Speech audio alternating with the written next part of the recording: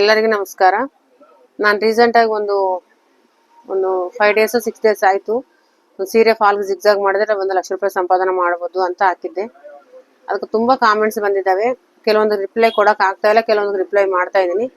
ನಮ್ಮ ಮನೆಗೆ ಒಂದು 4 ಡೇಸ್ ಬ್ಯಾಕ್ ಒಂದು ಇನ್ಸಿಡೆಂಟ್ ಆಯಿತು. ನಮ್ಮ ಮೈದನ ಆಕ್ಸಿಡೆಂಟ್ ತೀರ್ಕೊಂಡ್ರು. ಸೊ ಅದರಲ್ಲೇ ನಾನು ಸ್ವಲ್ಪ ಮೈಂಡ್ ಡಿಸಪಾಯಿಂಟ್ ಆಗಿ ನಾನು ವಿಡಿಯೋ ಮಾಡೋಕ್ಕಾಗಲಿಲ್ಲ. ಬಟ್ ಅದಕ್ಕೆ ಆನ್ಸರ್ ಕೆಲವೊಂದು ಜನಕ್ಕೆ ನಾನು ಆನ್ಸರ್ ಕೊಡ್ತಾ ಇದ್ದೀನಿ. ಯಾವುದೇ ಬಿಸ್ನೆಸ್ 100 ಸೀರೆ ಕಲೆಕ್ಟ್ ಮಾಡೋದು ಅಷ್ಟು ಈಸಿ ಅಲ್ಲ ಅಂತ ಕೆಲವೊಂದು ಕಾಮೆಂಟ್ ಹಾಕಿದ್ರು. ಮತ್ತು ಯಾವ ಥರ ಕಲೆಕ್ಟ್ ಮಾಡ್ಕೋಬೇಕು ನಾವು 100 ಸೀರೆನ ಅಂತಲೂ ಕೆಲವೊಂದು ಜನ ಹಾಕಿದ್ರು. ನೀವು ಲೆಕ್ಕಗಳು ಮಾಡಿದಷ್ಟು ಈಸಿ ಅಲ್ಲ ನಾವು ಕೆಲಸ ಮಾಡೋದಂತಲೂ ಕೆಲವೊಂದು ಜನ ಹಾಕಿದ್ರು. ಅವ್ರವ್ರ ಇಷ್ಟ ಅನುಸಾರ ಅವ್ರವ್ರು ಕಾಮೆಂಟ್ ಮಾಡಿದ್ರು. ಎಲ್ಲರಿಗೂ ಆನ್ಸರ್ ಕೊಡೋಕ್ಕಾಗಲ್ಲ. ಬಟ್ ಕೆಲವೊಂದು ಜನಕ್ಕೆ ನಾನು ಆನ್ಸರ್ ಈ ರೀತಿ ಅಂತ ಕೊಡ್ಬೋದು. ಈಸಿ ಅಲ್ಲ ಅನ್ನೋದು ಕೆಲಸ ಯಾವುದೂ ಇಲ್ಲ, ಎಲ್ಲ ಕಷ್ಟನೇ ಇರುತ್ತೆ. ಬಟ್ ಕಷ್ಟ ಅನ್ಕೊಂಡ್ರೆ ಕಷ್ಟ ಆಗುತ್ತೆ, ಈಸಿ ಅನ್ಕೊಂಡ್ರೆ ಈಸಿ ಆಗುತ್ತೆ ಅಷ್ಟೇ. ಯಾವುದೇ ದುಡ್ಡು ಸುಮ್ಮನೆ ಯಾರು ಕೊಡಲ್ಲ ನಮಗೆ. ಫಸ್ಟ್ ಅದು ನೆನ್ಪಿಟ್ಕೋಬೇಕು ನಾವು. ಯಾಕಂದ್ರೆ ದುಡ್ಡು ಅಂಬೋದು ಸುಮ್ಮನೆ ಕೂಡ ಬರಲ್ಲ, ನಾವು ಕಷ್ಟ ಮಾಡಿದ್ರೆ ಬರೋದು, ಹೌದಿಲ್ವಾ? ಫಸ್ಟ್ ಏನಂತಂದ್ರೆ ಒಂದು 100 ಸೀರೆ ಹೆಂಗೆ ಕಲೆಕ್ಟ್ ಮಾಡಬೇಕು ಅದು ನಾನು ಕೇವಲ ಸಿಟಿನಲ್ಲಿ ಇರೋರ್ಗೆ ಮಾತ್ರ ಹೇಳಿದ್ದು, ಹಳ್ಳಿನಲ್ಲಿ ಇರೋರ್ಗೆ ಅಲ್ಲ. 100 ಸೀರೆನ ಯಾವ ಥರ ಕಲೆಕ್ಟ್ ಮಾಡ್ಬೇಕಾದ್ರೆ ಈ ಬೆಂಗಳೂರು ಸಿಟಿಯಲ್ಲಿ ನೋಡ್ರಿ, 100 ಸೀರೆ ಕಲೆಕ್ಟ್ ಮಾಡೋ ದೊಡ್ಡ ವಿಷಯ ಅಲ್ಲನೇ ಅಲ್ಲ. ಯಾಕಂದ್ರೆ ಒಂದು 20 ಅಂಗಡಿಗೆ ನಾನು ಹೇಳಿದ್ದು, 20 ಅಂಗಡಿಗೆ 5 ಸೀರೆ ಅಂದ್ರೆ 10 ಅಂಗಡಿಗೆ 20 ಅಂಗಡಿಗೆ 5 ಸೀರೆ ಅಂದ್ರೆ ಕೂಡ 100 ಸೀರೆ ಆಗುತ್ತೆ ಅಂತ ಹೇಳಿದೆ. ಬೆಂಗಳೂರು ಸಿಟಿ ಮತ್ತೆ ದೊಡ್ಡ ದೊಡ್ಡ ಸಿಟಿಗಳಲ್ಲಿ ಮತ್ತೆ ಡಿಸ್ಟಿಕ್ ಅಲ್ಲಿ ಕೂಡ ಮಾಡ್ಬೋದು. ಯಾಕಂದ್ರೆ ನಿಮ್ಗೆ 20 ಅಂಗಡಿ ಸಿಗೋದು ಅಂತ ದೊಡ್ಡ ವಿಷಯ ಅಲ್ಲ. 20 ಅಂಗಡಿ ಒಂದು ಲೈನ್ ಅಲ್ಲಿ ಇವಾಗ ಎಷ್ಟು ಕಾಂಪಿಟೇಷನ್ ಬಿಸ್ನೆಸ್ ನಡೆದೈತೆ ಗೊತ್ತಾ? ಎಷ್ಟು ಬೇಗ ಸಿಕ್ತು ಅಂದ್ರೆ ಅಷ್ಟು ಬೇಗ ಸಿಗ್ತವೆ. ಸೀಸನ್ ಅಲ್ಲಿ 100 ಅಲ್ಲ 200ಗೂ ಸಿಗ್ತವೆ ಸೀಸನ್ ಅಲ್ಲಿ. ಅದು ನಾನು ಕೇವಲ ನಾನು ಯಾಕಂದ್ರೆ ಬೆಂಗಳೂರಲ್ಲಿ ಇರ್ತೀನಿ, ಬೆಂಗಳೂರು ವಾತಾವರಣ ಯಾವ ತರ ಇದೆ ನನ್ಗೆ ಗೊತ್ತಾಗುತ್ತೆ. ಅದ್ರ ಪ್ರಕಾರ ನಾನು ಹೇಳಿದ್ದೀನಿ. 100 ಅಂದ್ರೆ ಕೆಲಸ ಇಲ್ಲ ಅಂತ ತಿರುಗಾಡೋ ತುಂಬಾ ಜನ ಇದ್ದಾರೆ, ಬೆಂಗಳೂರಲ್ಲಿ ಇದ್ದಾರೆ. ಮನೇಲಿ ಇದ್ಕೊಂಡು ನನ್ ಕೆಲಸ ಇಲ್ಲ ಅಂತ ಅನ್ನೋ ಜನಗಳು ಇದ್ದಾರೆ. ಸೊ ಅವ್ರ ಪರ್ಪಸ್ ಆಗಿ ದೊಡ್ಡ ಸಿಟಿ ಅಲ್ಲ ಅಂದ್ರೆ ಡಿಸ್ಟಿಕ್ ಲೆವೆಲ್ ಇದ್ದವ್ರಿಗೆ ಎಲ್ಲರಿಗೂ ನಾನು ಹೇಳಿದ್ದು 100 ಸೀರೆ ಪ್ರೊಸೆಸಿಂಗ್ ಯೂಸ್ ಆಗುತ್ತೆ. ಬಟ್ ಹಳ್ಳಿನಲ್ಲಿದ್ದು ನಾವೇನ್ ಮಾಡ್ಬೇಕು? 100 ಸೀರೆ ಬರುತ್ತಾ, ಕೊಡ್ತಾರಾ? ಎಷ್ಟು ಈಸಿ ಅಲ್ಲ, ತುಂಬಾ ಕಷ್ಟ ಇದೆ. ಹಳ್ಳಿನಲ್ಲಿ ಇದ್ದವ್ರಿಗೆ ನಾನು ಸೀರೆ ಫಾಲ್ ಹಾಕಂತ ನಾನು ಹೇಳಕ್ ಹೋಗಲ್ಲ. ಅವ್ರಿಗೆ ಬಿಸ್ನೆಸ್ ಬೇರೆ ಅಂತ ಹೇಳಿದ್ದೀನಿ. ಅದರಲ್ಲೂ ಮೆನ್ಷನ್ ಮಾಡ್ತಾ ಇದ್ದೀನಿ, ಇವಾಗ್ಲೂ ಮೆನ್ಷನ್ ಮಾಡ್ತಾ ಇದ್ದೀನಿ. ಫಾಲ್ ಹಾಕಬೇಕು. ಫಾಲ್ ಹಾಕಿದ್ರೆ ಎಷ್ಟು 30 ರೂಪಾಯಿ ಕೊಡ್ತಾರಂತ ಒಬ್ರು ಕಾಮೆಂಟ್ ಮಾಡಿದ್ರು. 30 ರೂಪಾಯಿ ಕೊಟ್ರೆ ಕೂಡ 10 ಸೀರೆ ಹಾಕ್ಬೋದು ಡೈಲಿ. ನೀವು 10 ಸೀರೆ ಆದ್ರೆ 300 ರೂಪಾಯಿ ಆಯ್ತು. ಮನೇಲಿ ನೀವು ಇದ್ಕೊಂಡು ಒಂದು ಸೀರೆನ ಒಂದು ಲೈನ್ ಸ್ಟಿಚ್ ಹಾಕಿ 30 ರೂಪಾಯಿ ಒಂದು ಸೀರೆ. ನೀವು ಎಷ್ಟೊತ್ತು ಕೆಲಸ ಮಾಡ್ತೀರಾ? ನಾನೇನು ಹೇಳ್ತೀನಿ ಅಂದ್ರೆ ನಿಮ್ಗೆ ಒಂದು ಹೇಳಕ್ ಇಷ್ಟಪಡ್ತೀನಿ, ನೀವು ದುಡ್ಡು ನೋಡಕ್ ಹೋಗ್ಬೇಡ್ರಿ, ನಿಮ್ ಟೈಮ್ ನೋಡ್ಕೊರಿ. ನನಗೆ ಇವತ್ತಿನ ಡೇಗೆ ನನ್ಗೆ ಇಷ್ಟ ಅಮೌಂಟ್ ಬೇಕು, ಒಂದು ಟಾರ್ಗೆಟ್ ಇಟ್ಕೊಳ್ಳಿ. ನೀವು ಹಳ್ಳಿಯಾಗಿ ಇದ್ದವ್ರಿಗೆ ಹೇಳ್ತಾ ಇದ್ದೀನಿ. ಸಿಟಿಯಾಗಿ ಇದ್ದವ್ರಿಗಾದ್ರೆ ಆಯ್ತು, ಅದು 100 ಸೀರೆ ಬಿಸ್ನೆಸ್, 100 ಸೀರೆ ಫಾಲೋ ಜಿಗ್ಜಾಗ್ದು ಅದು ಸಿಟಿಗೆ ಜನಗಳಿಗೆ ಯೂಸ್ ಆಗುತ್ತೆ. ಹಳ್ಳಿ ಜನಗಳಿಗೆ ಇದು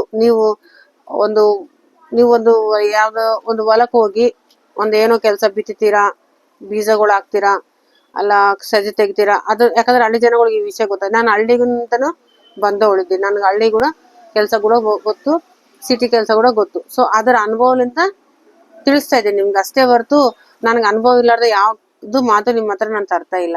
ನಾನು ಸ್ಟಿಚಿಂಗ್ ಮಾಡ್ಬೇಕಾದ್ರೆ ಸ್ಟಿಚಿಂಗ್ ಮಾಡೋ ಟೈಮಲ್ಲಿ ನಮ್ಗೆ ಒಂದು ಬ್ಲೌಸ್ ಹೊಲಿಬೇಕಾದ್ರೆ ನಾನು ಸ್ಟಾರ್ಟ್ ಮಾಡಿದವು 5 ರೂಪಾಯಿ ಇತ್ತು, ಖಾಲಿ 5 ರೂಪೀಸ್. 5 ರೂಪೀಸ್ ಬ್ಲೌಸ್ನ ಅದು 5 ರೂಪಾಯಿ ಕೂಡ ಕ್ಯಾಶ್ ಕೊಡ್ತಾ ಇರ್ಲಿಲ್ಲ ಅವಾಗ. ಅದರ ಬದಲು ನಮ್ಗೆ ಹೆಸರು ಕಾಳು, ಅಲಸಂದೆ ಕಾಳು ಮತ್ತೆ ಜೋಳ ಈ ತರ ಸಿಗ್ತಾ ಇತ್ತು ನಮ್ಮೂರಲ್ಲಿ, ಸರಿನಾ? ಇವಾಗ ನಿಮ್ಗೆ ದುಡ್ಡೇ ಬೇಕು ಅಂತಂದ್ರೆ ದುಡ್ಡು ಕೂಡ ಸಿಗುತ್ತೆ ನಿಮ್ಗೆ. ಇಲ್ಲ ನಮ್ಗೆ ನಮ್ಮೂರಲ್ಲಿ ಸ್ಟಿಚಿಂಗ್ ಮಾಡೋರು ಒಬ್ರು, ಅವ್ರ ಹೆಸರು ಹೇಳಕ್ ಬೇಡ, ಯಾಕಂದ್ರೆ ಮತ್ತೆ ಅವ್ರನ್ನ ಬೇಜಾರು ಮಾಡ್ಕೊತಾರೆ. ಒಬ್ರು ಇದ್ರು ಲೇಡೀಸು, ಅವರು ಅವಾಗ ಹೆಂಗಂತಾರ ಅಂದ್ರೆ ಊರಿಗೆ ಒಂದು ದೊಡ್ಡ ಸೇರ್ಕಂತಾರ ಟೈಲರಿಂಗ್ ನಲ್ಲಿ ಮಾತ್ರ. ಆ ತರ ಅವ್ರು ಸ್ಟಿಚ್ ಮಾಡಿ ಅವ್ರ ಮಕ್ಕಳು ಇವತ್ತು ಒಳ್ಳೆ ಒಳ್ಳೆ ಪೊಸಿಷನ್ ಅಲ್ಲಿ ಇದ್ದಾರೆ ಗೊತ್ತಾ? ಹಳ್ಳಿನಲ್ಲಿ ಸ್ಟಿಚ್ ಮಾಡಿದ್ರೆ ದುಡ್ಡು ಇಲ್ಲ, ನಮ್ಗೆ ದುಡ್ಡು ಕೊಡಲ್ಲ ಅಂತ ಎಷ್ಟು ಜನ ನಮ್ಗೆ ಕಾಮೆಂಟ್ ಮಾಡ್ತಾರೆ. ನಾನು ಹಳ್ಳಿಲಿಂದ ಬಂದಿದ್ದೀನಿ, ನನಗೆ ಗೊತ್ತು ಹಳ್ಳಿಯಲ್ಲಿ ಯಾವ ತರ ಕೊಡ್ತಾರ ಅಂತ. ನಾನು ಅದೇ ಲೆಕ್ಕ ಪ್ರಕಾರ ನಿಮ್ಗೆ ಹೇಳ್ತಾ ಇರೋದು. ಅವರು ಇವತ್ತು ಒಬ್ಬ ಮಗ ಪೊಲೀಸ್ ಆಗಿದ್ದಾನೆ, ಒಬ್ಬ ಮಗ ಪ್ರೊಫೆಸರ್ ಆಗಿದ್ದಾನೆ, ಒಬ್ಬ ಮಗ ಮುನ್ಸಿಪಾಲ್ಟಿನಲ್ಲಿ ಎಲ್ಲೋ ಮುನ್ಸಿಪಾಲ್ಟಿನಲ್ಲಿ ಕೆಲಸ ಮಾಡ್ತಾರೆ, ಒಬ್ಬ ಮಗ ರೈಲ್ವೆ ರಿಪೋರ್ಟ್ ಮಾಡ್ತಾರೆ. ಈ ತರ ಅವ್ರು ಏನ್ ಮಾಡಿದ್ರು ಗೊತ್ತಾ? ಬರೀ ಇದೆ ಬಟ್ಟೆ ಹೊಲ್ದೆ ಸಂಪಾದನೆ ಮಾಡಿದ್ದು ಅವ್ರು ಗೊತ್ತಾ?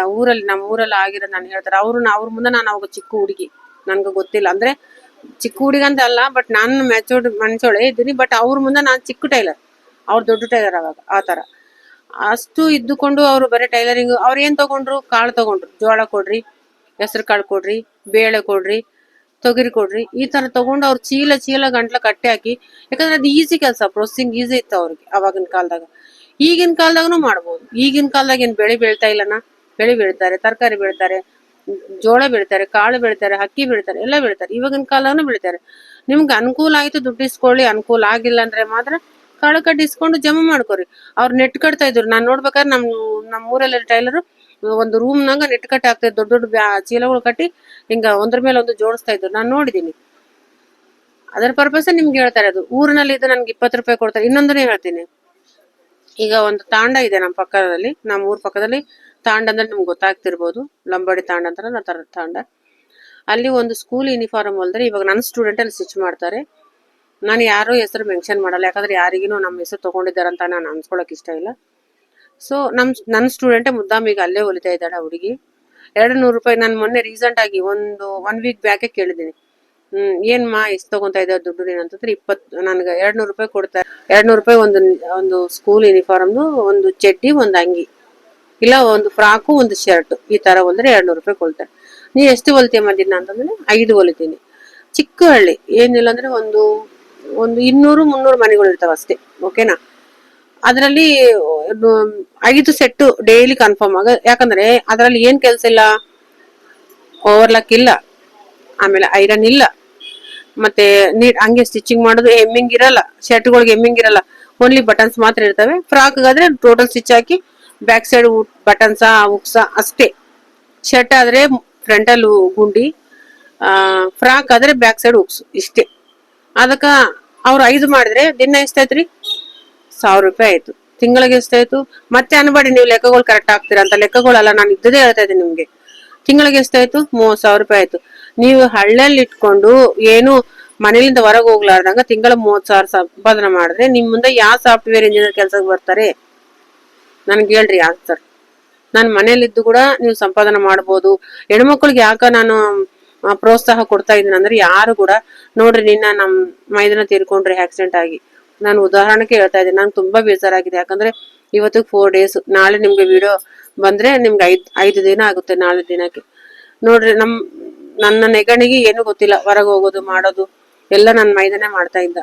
ಬಟ್ ಇವತ್ತು ಅವಳು ಹೊರಗಡೆ ಹೋಗಿ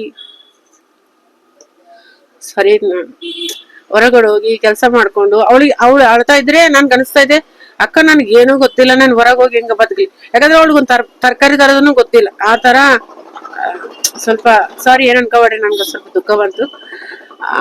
ಆ ತರ ಸಿಚುವೇಶನ್ಸ್ ಹೆಣ್ಮಕ್ಳಿಗೆ ಇರಬಾರ್ದು ಅನ್ನೋದು ನನ್ನ ಉದ್ದೇಶ ಅಷ್ಟೇ. ಯಾಕಂದ್ರೆ ಅವಳಿಗೆ ಹೊರಗಡೆ ಪ್ರಪಂಚ ಏನೂ ಗೊತ್ತಿಲ್ಲ. ಸಡನ್ಲಿ ಆಕ್ಸಿಡೆಂಟ್ ಅಲ್ಲಿ ಮೈದಾನ ಹೋಗ್ಬಿಟ್ಟ. ಇನ್ನು 9 ದಿನ ಕಾರಣ ಕೂಡ ಆಗಿಲ್ಲ ರೀ. ನಾನು ವಿಡಿಯೋ ಮಾಡಿ ನಿಮ್ಗೆ ಕೊಡ್ತಾ ಇದ್ದೀನಿ, ಇದು ಆಗ್ತಾ ಇದ್ದೀನಿ, ವಿಡಿಯೋ ಅಪ್ಲೋಡ್ ಮಾಡ್ತಾ ಇದ್ದೀನಿ. ಹೆಣ್ಮಕ್ಳು ಧೈರ್ಯ ತಂದ್ಕೊಂಡು ಮನಸ್ಸಿನಿಂದ, ಸಿಂಗಲ್ ಪೇರೆಂಟ್ಸೇ ಅಲ್ಲ, ಹಸ್ಬೆಂಡ್ ಜೊತೆಗಿದ್ರು ಹಸ್ಬೆಂಡ್ಗೆ ಹೆಲ್ಪ್ ಮಾಡಿ. ತೊಂದ್ರೆ ಇಲ್ಲಲ್ಲ, ಏನ್ ಪ್ರಾಬ್ಲಮ್ ಇಲ್ಲಲ್ಲ, ನಿಮ್ಗೆ ಮಿಕ್ಕುತ್ತೆ. ಅಮೌಂಟ್ ಇದ್ರೆ ನಿಮ್ಮ ಹತ್ರ ಇರುತ್ತೆ. 30 ರೂಪಾಯಿ ಕೊಡ್ತಾರ, 20 ರೂಪಾಯಿ ಕೊಡ್ತಾರ ಅಂತ ಕೌಂಟ್ ಮಾಡಕ್ ಹೋಗ್ಬಾಡ್ರಿ. ಒಂದು ದಿನಕ್ಕೆ ನಾನು ಎಷ್ಟು ಸಂಪಾದನೆ ಮಾಡ್ಬೇಕು? 300, 400, 500 ಈ ತರ ಟಾರ್ಗೆಟ್ ಇಟ್ಕೊಂಡು, ಆ ಟಾರ್ಗೆಟ್ ಒಳಗಡೆ ಎಷ್ಟು ಕೆಲಸ ಆದ್ರೆ ಅಷ್ಟು ಕೆಲಸ ಮಾಡ್ಕೊಳ್ಳಿ ನೀವು. ನಾನು ಹೇಳ್ತಾ ಇರೋದು, ತಿಂಗಳಿಗೆ 1 ಲಕ್ಷ ಕೂಡ ಮಾಡ್ಬೋದು, 2 ಲಕ್ಷ ಕೂಡ ಮಾಡ್ಬೋದು. ಆಯ್ತಾ? ಸಿಟಿನಲ್ಲಿ, ಬೆಂಗಳೂರಲ್ಲಿ ಯಾರೇ ಇದ್ರು ಕೂಡ ನಾನು ವಿಡಿಯೋ ನೋಡ್ತಾ ಇದ್ರೆ ನೀವು 100% ಟ್ರೈ ಮಾಡಿ ನೋಡಿ. ಒಂದ್ಸಲ ಟ್ರೈ ಮಾಡಿ ನೋಡಿದ್ರೆ, ಒಂದು ಹೆಣ್ಮಗಳು ಯಶವಂತಪುರ್ಲಿಂದ ಗೀತಾ ಅನ್ನೋರು 20,000 ಕಿಲೋಮೀಟರ್ ನಡೆದಿದ್ದಾರೆ, ವಾಕಿಂಗ್ ಮಾಡಿದ್ದಾರೆ. ಸಾಧ್ಯನಾ? ಇಲ್ಲಲ್ಲ. ಮತ್ತೆ ಅವ್ರು ಹೆಂಗ ಮಾಡಿರ್ಬೇಕು? ಇನ್ಸ್ಟಾಗ್ರಾಮ್ ಅಲ್ಲಿ ನೋಡ್ರಿ, ಗೀತಾ ಅಂತ ಟೈಪ್ ಮಾಡಿ ನೋಡ್ರಿ. ಅವ್ರು 20,000 ಕಿಲೋಮೀಟರ್ ಮಾತಾಜಿ ಅಂತ ಅವರು ನಡೆದಿದ್ದಾರೆ. ಮತ್ತೆ 20,000 ಕಿಲೋಮೀಟರ್ ಒಂದು ಸಿಂಗಲ್ ಲೇಡಿ ಹೆಂಗ ನಡೆದಿರ್ಬೇಕು? ಸಾಧ್ಯ, ಅಸಾಧ್ಯ ಅಂತ ಯಾವುದಿಲ್ಲ, ಎಲ್ಲ ಸಾಧ್ಯನೇ ಇದೆ. ನಾವು ಮಾಡ್ಬೇಕಷ್ಟೇ. ಈಗ ಸಡನ್ಲಿ ನಮ್ ಕಾಲ ಮೇಲೆ ನಾವು ನಿಂತೀವಿ ಅಂದ್ರೆ ನಾವ್ ಏನ್ ಬೇಕಾದ್ರೆ ಮಾಡ್ಕೊಂತೀವಿ. ನಮ್ದು ನಾವು ಸೆಲ್ಫ್ ಯಾಕಂದ್ರೆ ಇವತ್ ನಾಳೆ ಪ್ರಪಂಚನಾಗ ಬದುಕಬೇಕಾದ್ರೆ ಮೊದಲು ದುಡ್ಡೇ ಬೇಕು. ಆ ದುಡ್ಡು ಬೇಕಾದ್ರೆ ನಮ್ಗೆ ಆತ್ಮವಿಶ್ವಾಸ ಬೇಕು. ಆತ್ಮವಿಶ್ವಾಸ ಇಟ್ಕೊಂಡ್ರೆ ನಾವ್ ಮುಂದೆ ಹೋಗಕ್ ಆಗೋದು. ಇಲ್ಲಾಂದ್ರೆ ನಾವು ಕಷ್ಟ ಆಗುತ್ತೆ, ಗೊತ್ತಾ? ಯಾರು ನೋಡ್ತಾರೋ, ಯಾರು ಬಿಡ್ತಾರೋ, ನಮ್ ಕಾಲ ಮೇಲೆ ನಾವು ಸ್ಟ್ರಾಂಗ್ ಆಗಿದ್ರೇನೆ ನಮ್ಗಾಗುತ್ತೆ. ನಾನು ಹೇಳೋದ್ ನಿಮ್ಗೆ ಒಂದೇ ಇಷ್ಟಪಡ್ತೀನಿ, ತಿಂಗಳ 1 ಲಕ್ಷ ಸಂಪಾದನೆ ಮಾಡ್ತೀರಾ, 2 ಲಕ್ಷ ಸಂಪಾದನೆ ಮಾಡ್ತೀರಾ, ನಿಮ್ಗೆ ಬಿಟ್ಟಿರೋದು. ಬಟ್ ನಿಮಗೆ ಸೆಲ್ಫ್ ಕಾನ್ಫಿಡೆನ್ಸ್ ಇರ್ಬೇಕು, ನಿಮ್ಗೂ ಸೆಲ್ಫ್ ರೆಸ್ಪೆಕ್ಟ್ ಇರ್ಬೇಕು. ಒಂದು ಬಟ್ಟೆಲಿಂದ 20 ರೂಪಾಯಿ ಬರುತ್ತೆ ಅನ್ನೋದು ಲೆಕ್ಕ ಮಾಡಬೇಡಿ. ಒಂದು ದಿನಕ್ಕೆ ನನ್ಗೆ ಎಷ್ಟು ಬರುತ್ತೆ? ಒಂದು ದಿನಕ್ಕೆ ನನ್ಗೆ 500 ಬರುತ್ತಾ? 1000 ಬರುತ್ತಾ? ಈ ತರ ಥಿಂಕ್ ಮಾಡಿ. ಈಗ ಮನೆಗೆ ಒಂದ್ 200 300 ಮನೆ ಇರೋ ಊರಲ್ಲೇ ಒಂದು 1000 ರೂಪಾಯಿ ತಿಂಗಳಿಗೆ ಸಂಪಾದನೆ ದಿನಕ್ಕೆ ಸಂಪಾದನೆ ಮಾಡ್ತಾ ಇದಂದ್ರೆ ನೀವು ಅದ್ರ ಮೇಲೆ ಲೆಕ್ಕ ಮಾಡ್ಕೋಬಹುದು, ಎಷ್ಟು ಮಾಡ್ಕೋಬಹುದು ನಾವಂತ. ನಾನ್ ಸೀರೆ ಒಂದೊಂದು ಹನಿ ಗುಡಿದ್ರೇನೆ ಹಳ್ಳ ಆಗೋದು ಅಷ್ಟೇ ಹೊರ್ತು ನನ್ಗೆ 10 ಸೀರೆ ಇಲ್ಲ. ನಾನು ಕೂತ್ಕೊಂಡು ಆಲೋಚನೆ ಮಾಡಿದ್ರೆ ತುಂಬಾ ದೊಡ್ಡದನ್ನ ಅನ್ಸುತ್ತೆ. ಕಣ್ಣಿಗೆ ಎಷ್ಟು ದೂರ ಆಗುತ್ತೋ ಕಾಲಿಗೆ ಅಷ್ಟು ದೂರ ಆಗಲ್ಲ, ಗೊತ್ತಾಯ್ತಾ? ನಿಮ್ಗೆ ಯಾವ್ದು ನಾನು ಸುಮ್ನೆ ಹೇಳಕ್ ಹೋಗಲ್ಲ. ಸಣ್ಣದು ಇವತ್ತು ನೋಡ್ರಿ ನಮ್ ಟೈಲರ್ಗೆ ಒಂದು ಅಲ್ಟ್ರೇಷನ್ ಬಂತು ಬೆಳಗ್ಗೆ. ನಾನು ಇವತ್ತಿನ ಇನ್ಸಿಡೆಂಟ್ ಹೇಳ್ತಾ ಇದ್ದೀನಿ. ಒಂದು ಅಲ್ಟ್ರೇಷನ್ ಬಂತು. ಅವನು ಸಣ್ಣ ಹುಡುಗ, ಒಂದು 14-15 ವರ್ಷ ಹುಡುಗ. ಅವ್ನ ಅಲ್ಟ್ರೇಷನ್ ಮಾಡಲ್ಲ ಮೇಡಮ್, ನಾನು ಬ್ಲೌಸೇ ಹೊಲಿತೀನಿ ಅಂತ. ಕೆಲಸದ ಮೇಲೆ ಯಾಕೆ ಗರ್ವ ಹೇಳಿ? ಕೆಲಸ ಅದ್ 80 ರೂಪಾಯಿ ಬರ್ಲಿ 100 ರೂಪಾಯಿ ಬರ್ಲಿ ನಾನ್ ಮಾಡಿದೆ. ನೀನ್ ಬೇಡಪ್ಪ ನಾನ್ ಮಾಡ್ಕೊಂತೀನಿ. 80 ರೂಪಾಯಿ ಬಂದ್ರೆ ನನ್ಗೆ 4 ದಿನ ಹಾಲಿನ ಪ್ಯಾಕೆಟ್ 5 ದಿನ ಹಾಲಿನ ಪ್ಯಾಕೆಟ್ ಹೋಗುತ್ತೆ, ಗೊತ್ತಾ? 80 ರೂಪಾಯಿ ಒಂದು 10 ನಿಮಿಷ ಸ್ಲೀವ್ ಅಟ್ಯಾಚ್ ಮಾಡಿ ಫಿಟ್ಟಿಂಗ್ ಮಾಡಿಕೊಟ್ರೆ ನಮ್ಗೆ ಅಂದ್ರೆ ಸಿಟಿಯಲ್ಲಿ ಕೊಡ್ತಾರೆ, ಮತ್ತೆ ಹಳ್ಳಿಯಲ್ಲಿ ಕೊಡಲ್ಲ. ಹಳ್ಳಿಯಲ್ಲಿ ನೀವು 20 ರೂಪಾಯಿನ ಮಾಡ್ರಿ. 20 ರೂಪಾಯಿ ಕೊಟ್ರೆ ಕೂಡ ನಿಮ್ಗೆ ಒಂದಿನ ತರಕಾರಿ ಹೊಂಟೋಗುತ್ತಲ್ಲ. ಇವಾಗ ಅರ್ಧ ಲೀಟರ್ ಹಾಲು ತಗೋಬೇಕು ನಂದಿನಿ ಹಾಲು ಅಂದ್ರೆ 26 ರೂಪಾಯಿ ಬೇಕು, ಗ್ರೀನ್ ಪ್ಯಾಕೆಟ್ಗೆ 27 ಬೇಕು, 28 ಬೇಕು, ಈ ತರ ಇದೆ. ಅದೆಲ್ಲ ಯಾರು ಇನ್ನೊಬ್ಬರು ಕೇಳೋದು? ನಿಮ್ ಖರ್ಚಿಗೆ ನೀವು ಮಾಡ್ಕೋರಿ. ನಾನು ಹೇಳಿದ ಮಾತುಗಳಿಗೆ ಕೆಲವೊಂದ್ ಜನ ಒಂಥರ ಅಂದ್ರೆ ಅವ್ರು ಡಿಸಪಾಯಿಂಟ್ನು ಆಗಿದೆ. ಬಟ್ ಡಿಸಪಾಯಿಂಟ್ ಆಗೋದು ಇಲ್ಲ. 1 ಲಕ್ಷ ರೂಪಾಯಿ ಆರಾಮಾಗಿ ಸಂಪಾದನೆ ಮಾಡಬಹುದು. ಈ ಬೆಂಗಳೂರು ಸಿಟಿಯಲ್ಲಿ ನೀವು ದೊಡ್ಡ ಸಮುದ್ರ ಇದೆ ಬೆಂಗಳೂರು, ಗೊತ್ತಾ? ಇದ್ರಲ್ಲಿ ಎಷ್ಟು ಬೇಕಾದ್ರೆ ಈಜಾಡ್ಬೋದು ನೀವು. ಅಷ್ಟು ಸಮುದ್ರದಲ್ಲಿ ನಿಮ್ಗೆ ಶಕ್ತಿ ಇದ್ದಷ್ಟು ಸಂಪಾದನೆ ಮಾಡ್ಕೋಬಹುದು. ನಾನ್ ಬೆಂಗಳೂರಲ್ಲಿ ಇರ್ತೀರಲ್ಲ, ಈ ವಾತಾವರಣ ಬಗ್ಗೆ ನಾನು ಹೇಳಿದ್ದೀನಿ ನಿಮ್ಗೆ ಅಷ್ಟೇ. 1 ಲಕ್ಷ ರೂಪಾಯಿ ಸಂಪಾದನೆ ಮಾಡ್ತೀರಂತ. ಊರಲ್ಲಿ ಇರ್ತಿ 30,000 ಸಂಪಾದನೆ ಮಾಡ್ರಿ, 25 ಮಾಡ್ರಿ, 20 ಮಾಡ್ರಿ. ನಿಮ್ಮಷ್ಟು ಶೂರ ಯಾರಿಲ್ಲ, ಗೊತ್ತಾ? ಅದನ್ನ ನಾನು ಹೇಳ್ತಾ ಇದ್ನಲ್ಲ, 1 ರೂಪಾಯಿ 2 ರೂಪಾಯಿ 10 ರೂಪಾಯಿ ಅಂತ ಕೌಂಟ್ ಮಾಡಬೇಡಿ. ಇವತ್ತಿಂದ ಒಂದು ಟಾರ್ಗೆಟ್ ಇಟ್ಕೊಳ್ಳಿ. ನನಗೆ ಇವತ್ತೊಂದು 8 ಗಂಟೆಗೆ ಅಂದ್ರೆ ಬೆಳಗ್ಗೆ 9ರಿಂದ ಸಾಯಂಕಾಲ 5 ಗಂಟೆವರೆಗೆ, ಇಲ್ಲ 10ರಿಂದ 6 ಗಂಟೆವರೆಗೆ ಒಂದು 8 ಗಂಟೆ ಟೈಮ್ ಅಲ್ಲಿ ನಾನು ಎಷ್ಟು ದುಡ್ಡು ಸಂಪಾದನೆ ಮಾಡಬಹುದು, ನನ್ಗಿಷ್ಟು ಬೇಕು, ಒಂದು 500 ರೂಪಾಯಿ ಬೇಕು ನನಗೆ. ಆ ಟಾರ್ಗೆಟ್ ಇಟ್ಕೊಂಡು ಕೆಲಸ ಮಾಡಿ. 500 ರೂಪಾಯಿ ಅಂದ್ರೆ ಏನ್ ಕಡಿಮೆ ಇಲ್ಲ, ತಿಂಗಳಿಗೆ 15,000 ರೂಪಾಯಿ ಆಗುತ್ತೆ. ಅದು 4 ರಜಾ ತೆಗೆದ್ರು ಕೂಡ 13,000 ರೂಪಾಯಿ ಆಗುತ್ತೆ. ನಿಮ್ಗೆ ಆರಾಮಾಗಿ, ನಿಮ್ಗೆ ರೆಂಟ್ ಇಲ್ಲ, ಕರೆಂಟ್ ಬಿಲ್ ಜಾಸ್ತಿ ಬರಲ್ಲ, ಮನೆ ಬಾಡಿಗೆಗಳು ಇರಲ್ಲ, ಸ್ವಂತ ಮನೆ ಸಣ್ಣದು ದೊಡ್ಡದು ಊರಲ್ಲಿ ಮ್ಯಾಕ್ಸಿಮಮ್ ಸ್ವಂತ ಮನೆ ಇರ್ತವೆ. ನಿಮ್ಗೆ 12,000 ರೂಪಾಯಿ ತಿಂತೀರಾ ನೀವು? ತಿನ್ನಲ್ಲ. ನಿಮ್ಗೆ ಪರ್ಸನಲ್ ಖರ್ಚಿಗೆ ನಿಮ್ಗೆ ಪರ್ಸಲ್ಲಿ ಒಂದು 10,000 ಇದ್ರೆ ಕೂಡ ನೀವು ಎಷ್ಟು ಹೆಮ್ಮೆ ಫೀಲ್ ಆಗ್ತಿರಿ, ಗೊತ್ತಾ? ನೀವು ಒಂದ್ಸಲ ನೋಡಿ, ಟ್ರೈ ಮಾಡಿ ನೋಡಿ. ಸುಮ್ನೆ ನಾವು ಕೂತ್ಕೊಂಡು ಆಲೋಚನೆ ಮಾಡಿದ್ರೆ ಯಾವ್ದು ಆಗಲ್ಲ, ಮಾಡಿದ್ರೆ ಎಲ್ಲ ಆಗೋದು. ನಾನು ಮತ್ತೆ ನೆಕ್ಸ್ಟ್ ವಿಡಿಯೋದಲ್ಲಿ ಕೂಡ ನಿಮ್ಗೆ ಏನೇನು ಬಿಸ್ನೆಸ್ ಐಡಿಯಾಗಳು ಬೇಕು ಅಂದ್ರೆ ಫಾಲ್ ಸ್ಟಿಚಿಂಗ್ ಮಾಡಿ ಯಾವ ತರ ಬಿಸ್ನೆಸ್ ಮಾಡ್ಬೇಕು ಅನ್ನೋದನ್ನ ಹೇಳ್ತೀನಿ. ನನ್ಗೆ ಏನ್ ತಿಳ್ತದೆ ನಾನು ಹೇಳ್ತೀನಿ ಅಷ್ಟೇ. ನಾನು ಅನುಭವ ನಿಮ್ಗೆ ಶೇರ್ ಮಾಡ್ತೀನಿ ಅಷ್ಟೇ. ಅದು ಮಾಡ್ತಾರ ಬಿಡ್ತಾರ ನಿಮ್ಗೆ ಬಿಟ್ಟಿರೋದು. ಇವತ್ತಿಗಿಷ್ಟೇ ನೋಡ್ರಿ. ನಾನು ಹೇಳ್ದಲ್ಲ ಏನ್ ತಪ್ಪಿದ್ರೆ ಏನ್ ಅನ್ಕೋಬೇಡ್ರಿ, ನನ್ಗೆ ಕ್ಷಮಿಸಿ ತಪ್ಪಿದ್ರೆ.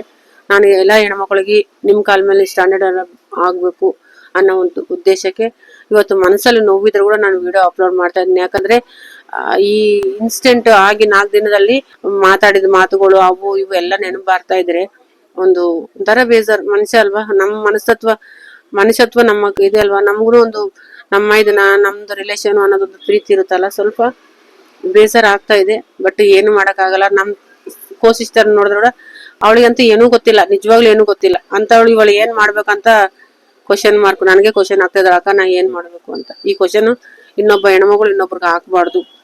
ನೀವು ಸೆಲ್ಫ್ ಇರ್ರಿ, ನೀವು ಸ್ಟ್ಯಾಂಡರ್ಡ್ ಆಗಿರ್ರಿ ಅಷ್ಟೇ. ನಂದು ಇನ್ನೇನಿಲ್ಲ. ನೆಕ್ಸ್ಟ್ ವಿಡಿಯೋದಲ್ಲಿ ಮತ್ತೆ ಮೀಟ್ ಆಗೋಣ. Thank you. ಇವರೇ ನೋಡಿ ನಮ್ಮ ಮೈದಾನ. ಅವ್ರ ಆತ್ಮಕ್ಕೆ ಶಾಂತಿ ಆಗಲಿ.